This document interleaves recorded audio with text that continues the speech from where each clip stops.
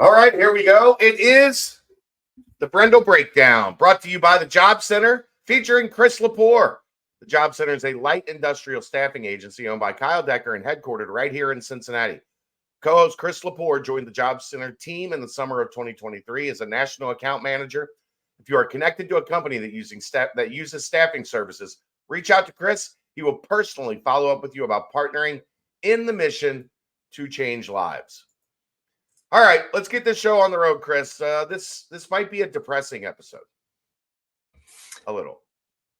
Hey, when class is in session, nobody's going home depressed. All right. It might be. We'll get to it. What we are going to look at. There's been a lot of talk about offense on the boards and on social media, and I think when people when they talk offense, they revert to catchphrases like guys are just standing around. There's no movement. There's no action. And while at times that can be true, it is generally not something I have had all that much of an issue with watching the offense this season. So I said, Hey, Chris, how about we break out some clips? How about we break it down? You spent a couple of hours on this task last night getting everything ready. And I think the best way to do it is just rip off the Band-Aid and let's talk some offense. Let's talk some offense. Let's jump in, take a look. We're going to take a look at everything from what they do running the floor, what they do in the half court, what they do in between, what do they do when they need a basket. And the emphasis is really going to be on the quality of shot and some of the execution. So first thing, Cincinnati offense, we are on the faster end of the spectrum in terms of style of play and offensive efficiency. So the first thing you got to talk about with our offense is transition. This is a made basket about the 4-minute mark, down 3 against Baylor. The bigs are taught get the ball out of the net quick, inbound it, and let's run. As soon as the ball goes through the net, we should see the wings running out wide. See Dan trying to, what we would say, catch a lane out to the sideline here. Seema should be doing the same thing. John Newman probably out this way if our habits are being built right.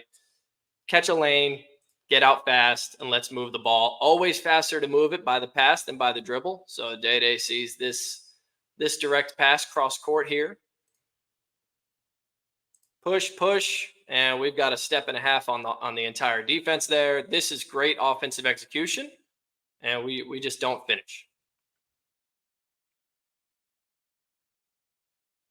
All right, we're on defense here in white, obviously.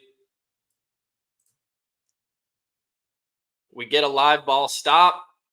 On this rebound here, since Seamas is the one that rebounds the ball, players like him, John Newman, Dan Skillings, who aren't necessarily point guards, but can really handle the ball and make plays for others, they have the green light to push on their own in this opportunity. Typically, we would see a big guy look for Day or Jizzle to outlet the ball to. But Seamas can take it himself. Same for Dan, same for John, and push. So you see Day recognizes that. He doesn't stand there calling for the ball, which is great recognition by him just to catch a lane and start running. And in transition, big guys, especially when they're trailing the play, so Jamil, Aziz, Victor, Odie, they can always set what we would call a drag ball screen in the flow of transition.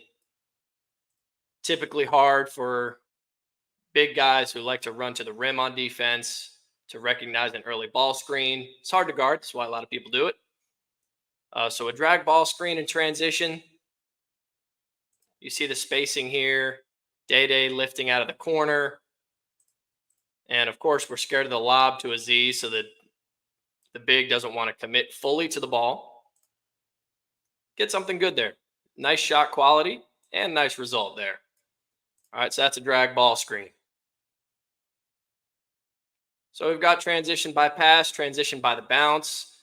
Another example here, we get the stop. Okay, obviously Jizzle and Day are your primary ball handlers. Anytime they get the rebound, they can just go, which is what you see here.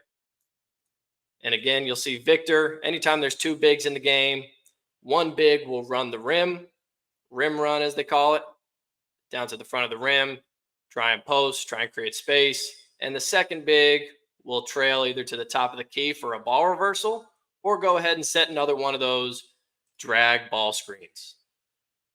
All right, again, looks like we got an advantage here. Good screen set by Aziz. This one I think is fresh on a lot of people's mind. Great play, great execution. Again, just not the end result. So you can see a lot of the shot quality in transition. If you look at the analytics, whether you're looking at KenPom or Just Play, some of those analytical vendors there would describe us as an effective transition offensive team in terms of the opportunities we're creating, but not necessarily getting the end result that we're looking for. All right, so you got to start with transition when you talk about Cincinnati offense.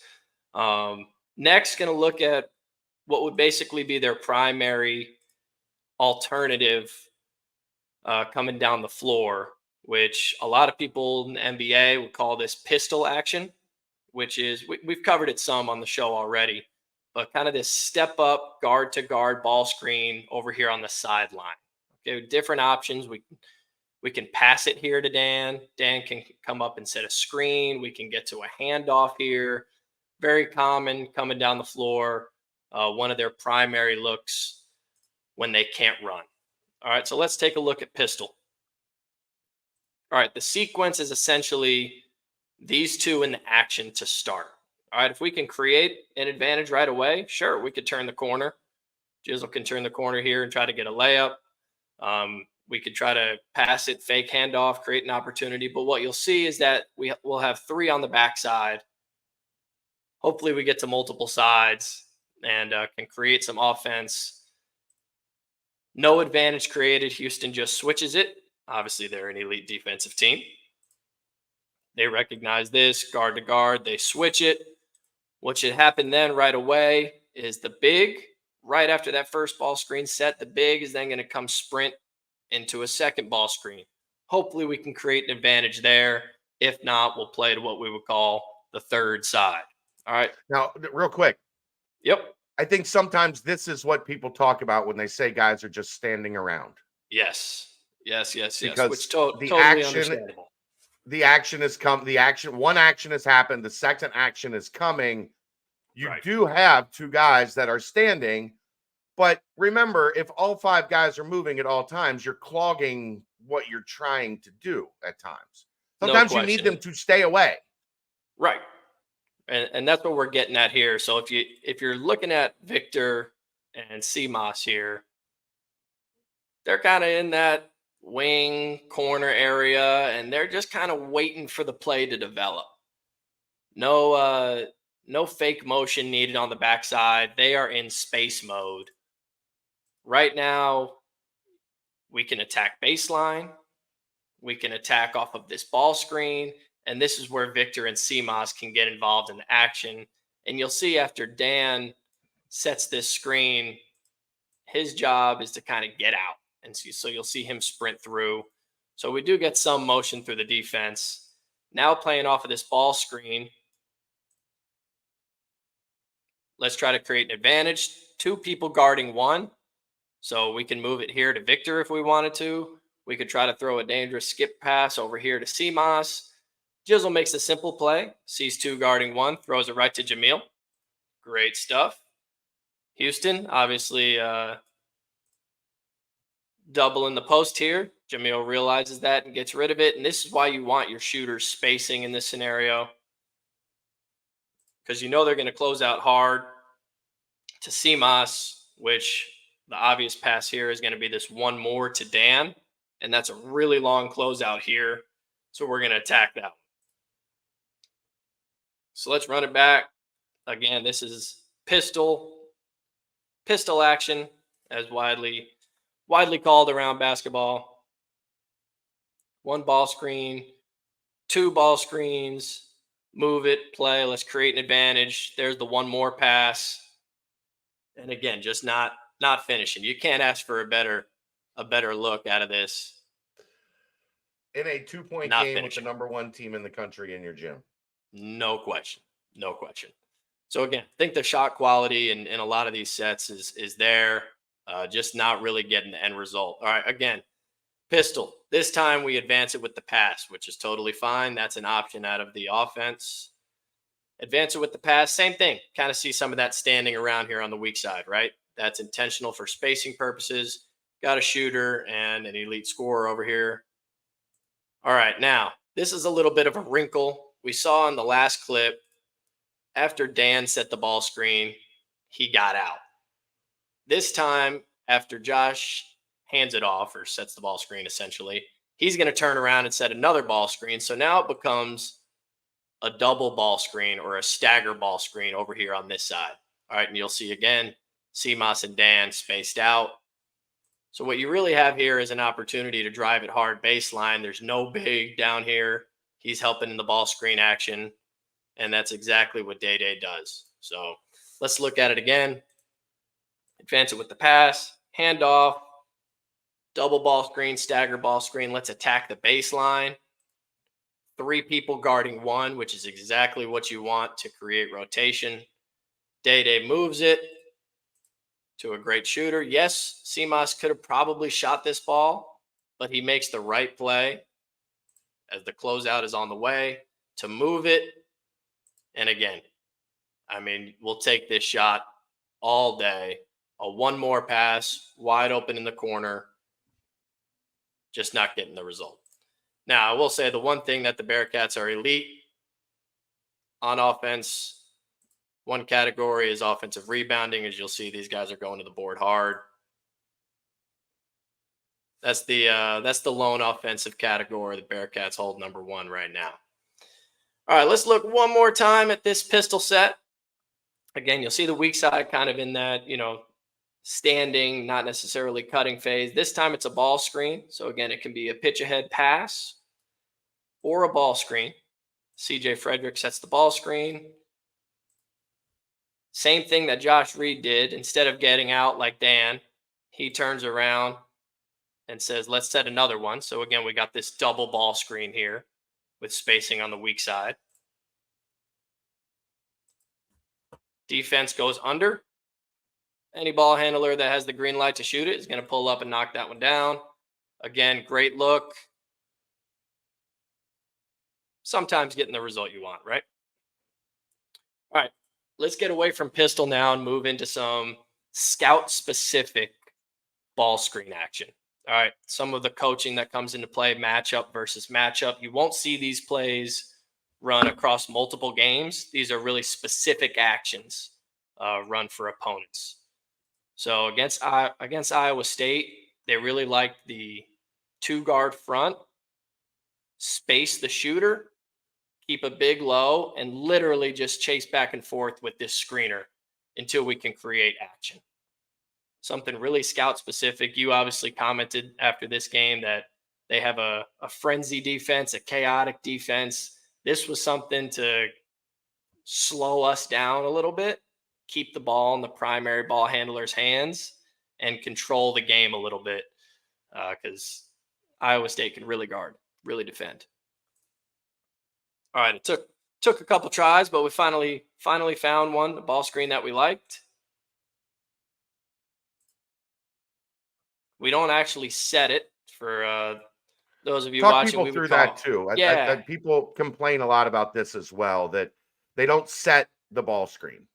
no doubt. So this is really going to be up to the screener, whether they actually set the ball screen to create rotation on the ball handler's defensive player, or sometimes to what we call slip the ball screen to try and create a little more confusion and rotation for the guy guarding the screener. All right. Traditionally, we would try to make contact, try to absorb some help and create rotation on the backside. But the slip will sometimes create confusion because there was no screen. So this guy's like, well, should I help here or should I just go back to my man? This guy really didn't get screened, so I should be good to go. But he's also expecting contact. So it's a kind of a decoy ball screen to create confusion often used in the Bearcats offense, whether it be a big or a guard. So no contact made on this screen. You can see Aziz is leaving before the screen is set to try and create a little confusion. And again, it really helps in ball screen action when you have somebody loaded in the corner ball side that can really shoot. If this guy can't shoot, the defense can basically have a foot in the lane, and now there's no lob opportunity. When this guy can shoot, well, man, I can't leave him in this ball screen. You guys got to guard the roll and protect that lob on your own. And because of that, you'll see he can't really help. It's really his responsibility to help here, but he can't leave CJ Frederick. And because of that, we've got a lob over the top. And again, we're just not finishing plays the way that we can. And of course, we just touched on it. We can offensive rebound the ball, but man, it'd be great if we just finished that the first time, right? And again, I think that's one of those times where, as a coaching staff, you're like, we're doing it right, man. We're getting what we want. We have the ball inches above the rim to slam dunk that thing home and change the momentum of the game, but it's just not happening enough right now. All right, this is something at TCU. We've touched on this action before against specific ball screen coverage. You can see just in the corner of the screen, Dan is going to screen Vic's man into a ball screen. All right, that hook action that we talked about a couple weeks back. So we get that hook action, and you'll see after Dan, you can only see a piece of him now. Cameraman didn't do me a solid on this one, but you'll see Dan, after he sets that screen, just kind of hangs out under the basket. And there's a reason why. All right, so Victor is setting the ball screen up here with Jizzle. Dan, after he set that screen, stopped because he knew he was getting a screen from Aziz. Okay, that's kind of the tell in this set. So the idea is that Jizzle is going to come off the screen to the right. Simultaneously, we have a down screen happening. The defense is thinking ball screen coverage, but they're not necessarily thinking down screen coverage simultaneously. A lot of people will call this an exit action in the NBA and the higher levels. Because as the ball screen's happening, we have this guy coming off the down screen, exit, and you can see the defense is late.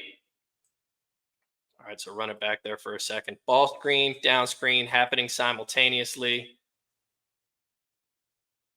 And then, of course, Dan, one of our better guys, driving the ball. Nice play there. So watch it back one more time, this exit play. You'll see this some. It's designed really for specific ball screen coverage. It's not going to work as well if they're a hard hedge team because Jizzle's not going to have the opportunity to get downhill going this way. This is more drop coverage. Yeah, exactly. This is more soft coverage, drop coverage. And also it depends on how they're guarding what we would call the tag, the help defender that would come guard Victor's role. Some people, there's all different kinds of theories out there. And this exit play specifically works on teams that are really obsessed with guarding the roll man with help defenders. So it takes advantage of the way number 2 is helping on the ball screen. Sorry, I know we're getting really into the nitty gritty on this one. Notepads and journals are going to be full. People are asking to learn about this stuff so they get better at watching. That's what we're here for. No doubt. Well, here's that exit play against the ball screen coverage. You see the coverage is late. That allows Dan to drive the ball to the middle, which is exactly where we want it. We have the boards covered. Great execution. All right, I loved this. This was awesome. So, not the score, the play. Yeah. The set. All right, for those who love to nerd out about offense, this was awesome. All right, Houston, obviously best defensive team in the country, best overall team in the country right now. You better come with some stuff. You're not just going to run what they've seen on film, for the last 25 games going into this one, right? So this is a Houston-specific set, and you'll see it's pretty intricate. All right, we have one ball screen here set by John Newman.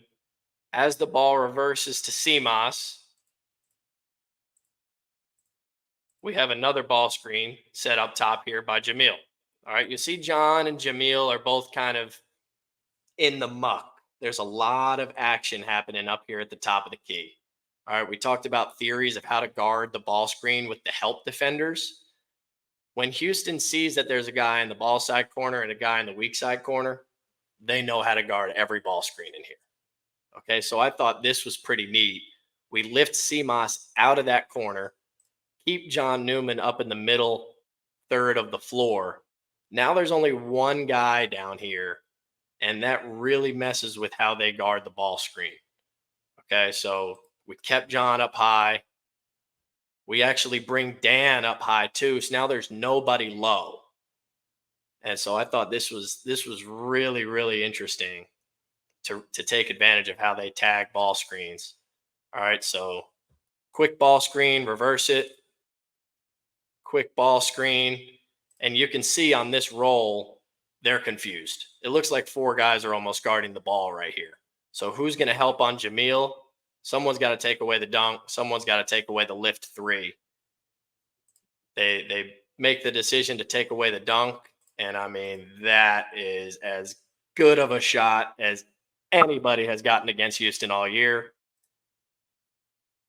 Again, just not the result we're looking for. Good effort by John Newman on the board. Let's watch this one again. If you love nerding out, watching good offense and good strategy, this is as good as it gets.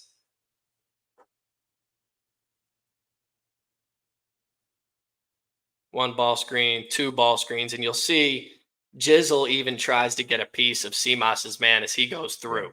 All right, so he just moved it. He tries to clip CMOS's man. And again, now we've got one guy trying to guard two on the backside of this ball screen action, and that was just a thing of beauty. Again, would have loved to say they knocked down to three and cut it to six here. Just not quite there yet. All right, let's get into some of the handoff plays. All right, this is anytime you see this formation, this is what we would traditionally call horns. All right, the horn set, ironic against Texas, right? Which will be two players up in the elbow area, two players down in the corners, and the point guard up top. All right, so this is what everybody will call horns. Enter it with the pass. You're going to see some false action here with Jizzle and John Newman. Again, that's just kind of false motion to get the ball moving, get guys in the right spots where they need to be. Looks like Jizzle's just kind of, rummaging through the middle, but he's actually going to set a little screen for Dan's man, and he's going to come off of this handoff full speed from Jamil. All right, so as this is happening, all right, John Newman and Josh Reed are very important. Okay, John Newman here, Josh Reed here. At the end of this play, Dan Skillings is going to be dribbling the ball down here. If John Newman's spacing is not right, if Josh Reed doesn't time his cut up right through the baseline, there will be no space for Dan, and he'll have to bounce it out, and we'll just be playing one-on-one. All right, so watch those two specifically. You're going to see John start to take his man out this way. You're going to see Josh start to take his man through the action on the baseline, all to clear out this handoff right here between Jamil and Dan to get our downhill driver downhill. And again, he can make some wacky finishes. I know was that you who called him Gumby? Gumby, damn it. Gumby. I love it. He can really finish on the baseline. But again, horn set there. So you'll see it again here. Just another way to get into horn sets. There's a million ways to get into horns. You can come down the floor and get right to it. Is it horns up or is it horns down? Depends who's winning, right? would love to go horns down at some point in fifth, third. We were one missed shot away. So this time, John Newman just cuts over the top. This is what we would call an Iverson cut. Larry Brown made it famous with the 76ers. He would just pass the ball to Allen Iverson right here, and he would score 40 points a game. And that was elite coaching. So this Iverson cut turns right into horns, as you see here. All right. And then we have some off ball screening. Victor and CMOS here. Right into that handoff that we're focusing on right now. So a lot of handoffs in the Bearcats offense, try to get guys downhill. You'll see this is a great screen by Victor. I mean, he catches CMOS's man clean right there. So thinking we'll probably have enough space to shoot this one, but Aziz's man helps. Great defense by him to recover. Now, when the play breaks down, right? We ran horns, we got our isolated pin down, we got our handoff. Nothing there. All right. Maybe could have forced a shot there, but nothing there. Now we're just going to play, move the ball, get to another ball screen. And again, these guys are trained here as there's a ball screen going on the weak side. Stay home, space, don't cut right into the action so that these two can try to create an advantage, maybe get us some rotation and a good shot. The ball might be coming your way later in the action. All right, John Newman turns the corner a little bit. He can maybe move it here to CMOS, but he's really looking at the roll here for Victor. And again, I'm hoping Victor can finish the year strong. He's had a tough go. And obviously going back to it, but the thing we do best right now is offensive rebound. Hopefully we can turn those into conversions down the stretch. All right, love this. We're going to get to these two plays next. Just two set plays that we've seen recently that have created advantages for us. This one is for Jizzle primarily. So I know there's a huge conglomerate that the Jizzle movement. He's electric. Obviously, he's got to find a way to be a plus on defense, guarding the ball. And there's more. I think there's more minutes for him ahead, but he's a freshman. But you'll see here, we are running ISOs for him. So this is a decoy by John Newman. We talked about slipping the screen. So it looks like John Newman's going to set a ball screen here. What he's really doing is just trying to make this guy think for a second that he's going to get hit by a ball screen. And then he's just getting out of here for Jizzle to ISO. The key point there being, remember, John Newman's guy, especially against Houston, is going to be screaming, screen right, and then there's not going to be one there. No question. So it offers just that moment of hesitation, that moment of confusion. Wait, I thought there was a screen coming. Maybe Jizzle can get downhill in this ISO package. Let's take a look at it. I've got it twice here in the clips. Love this look. So there's the fake ball screen. You can see there's some communication coming here. And there's that downhill ISO. We've cleared out the whole left side for him. Houston does a nice job cutting it off. I love that there's a second action to this ISO. So you'll see we've got Dan in the corner here. After John set that fake ball screen, him and Jamil are going to get Dan's man for a pin down. He can shoot it. He can drive it. He can toss it back. Nothing there. Okay. Great set. Nothing there. Now we're either going to hand the ball off, move it, get to another ball screen, and see what we can do here. So there's the handoff. Move it to the 5-man, Jamil. Now we're in like a 5-out look, right? So what we're hoping can happen next is Jamil set a ball screen and roll so that we can get him back down in there. No need for him to be out here unless it's a screening situation. So gets it back to CMOS, and that's exactly what he's doing. He's rolling to get out. And just happens to take CMOS's man with him, which is great.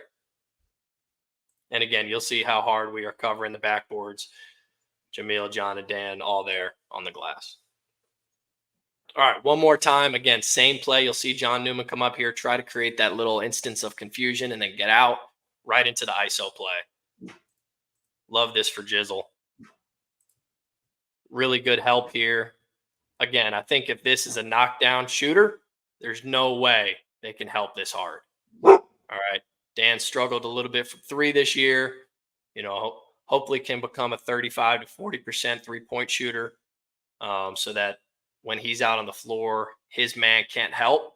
This kind of takes away Jizzle's drive to the basket. But again, nothing there. They cut it off. Let's get to this double pin down for CMOS. It's exactly what they do. And you'll see my man thinks we're just standing around, right? He thinks CMOS is just bait here in this corner. CMOS does a nice job selling it, hands on the hips. Oh, a shooter's dream. A shooter's dream, baby. There is nobody in sight. Let's knock it down. Again, we're just not getting the results we want. There we are on the backboards, though. We can offensive rebound with the best of them. But again, I think you'll see the pattern is that the shot quality is pretty high. The result is not ideal right now across the board. All right, and then my favorite set. I know I have discussed it before on the show, but I just love anything that can get you a cheap layup. All right, so this is first possession of the second half on offense. They are running the trick play to get Victor a layup. So you'll see the two guards crossing underneath. John and CMOS. Aziz is just up here to set a fake ball screen, have nothing to do.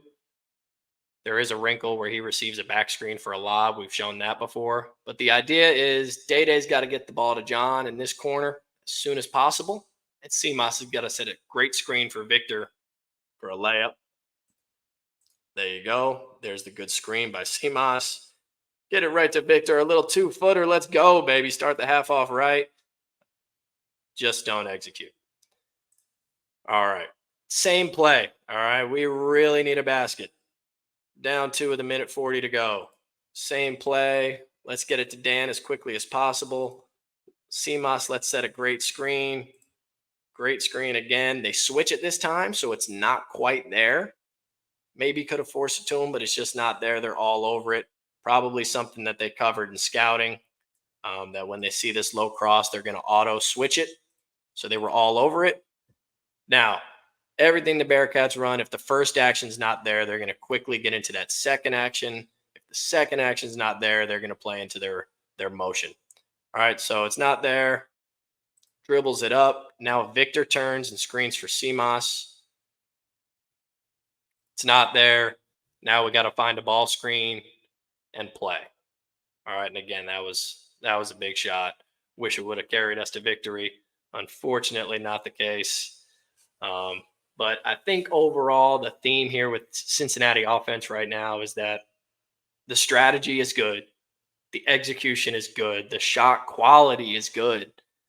But the result is not ideal. And guys aren't just standing around. There's very little. Guys are not just standing around. If they are, it's intentional for spacing. I hope that the results will be more positive moving forward. But, last place in the league, 3-point percentage. Last place in the league, free throw percentage. Bottom 5 and 2-point percentage. Defense is good, but you almost gotta pitch a shutout to win with those offensive metrics. As I've said a bunch of times, this is the best league in America for a reason. No doubt. There's a lot of shot makers. Is the defense great? Yes, across the board, the defense is excellent in this league. No but question. Everybody's got shot makers, and if you're struggling to make shots, winning games is not easy, no matter how good you defend, no matter how well you rebound. Got to put the biscuit in the basket, Chris. Got to do it. All right. And we're close. We're close. I will see you Saturday night. I will see you Saturday night in Fifth Third, baby. Let's get one. Come on. All right. Thanks to the Job Center, as always. Thanks to Chris for breaking it down. This is the Brendel Breakdown featuring Chris LePore. Brought to you by the Job Center. Right here on BearcatJournal.com.